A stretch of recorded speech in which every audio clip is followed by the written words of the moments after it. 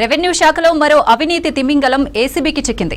రంగారెడ్డి జిల్లా deputy collector Vamsi Mohan ఇల్లు, ఆఫీసులో తనిఖీలు చేస్తున్నారు అధికారులు. ఆయనకు సంబంధించి 8 ప్రాంతాల్లో అధికారులు ఏకకాలంలో మెరుపు దాడులు చేశారు. ఆదాయానికి మించిన ఆస్తుల కేసులో సోదాలు చేస్తున్నారు.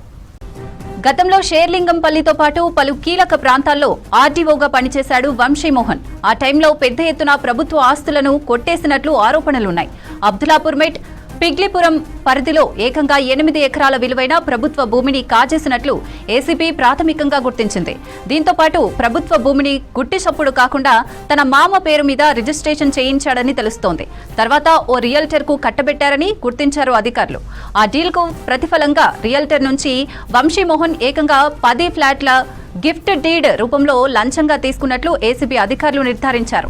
ప్రస్తుతం జరుగుతున్న సోదాల్లో వంశీమోహన్ కు సంబంధించి 100 కోట్ల రూపాయల అక్రమ ఆస్తులను ఏసీబీ అధికారులు గుర్తించినట్లు సమాచారం. ప్రభుత్వ భూములను రియల్టర్లకు అప్పగిస్తూ 100 కోట్లు వెనకేశాడని డిప్యూటీ కలెక్టర్పై డిపార్ట్మెంట్లో పెద్ద ఎత్తున ఆరోపణలున్నాయి.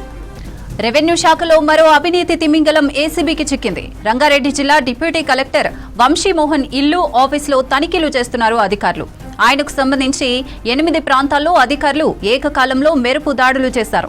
ఆదాయానికి మించిన ఆస్తుల కేసులో సోదాలు చేస్తున్నారు.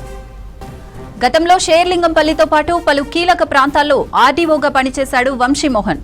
ఆ టైంలో పెద్ద ఎత్తున ప్రభుత్వ ఆస్తులను కొట్టేసినట్లు ఆరోపణలున్నాయి. అబ్దులాపూర్ మెట్, పిగ్లిపురం పరిధిలో ఏకంగా 8 ఎకరాల విలువైన ప్రభుత్వ భూమిని కాజేసినట్లు ఏసీబీ ప్రాథమికంగా గుర్తించింది. దీంతో పాటు ప్రభుత్వ భూమిని గుట్టుచప్పుడు కాకుండా తన మామ పేరు మీద రిజిస్ట్రేషన్ చేయించాడని తెలుస్తోంది. తర్వాత ఓ రియల్టర్ కు కట్టబెట్టారని గుర్తించారు అధికారులు.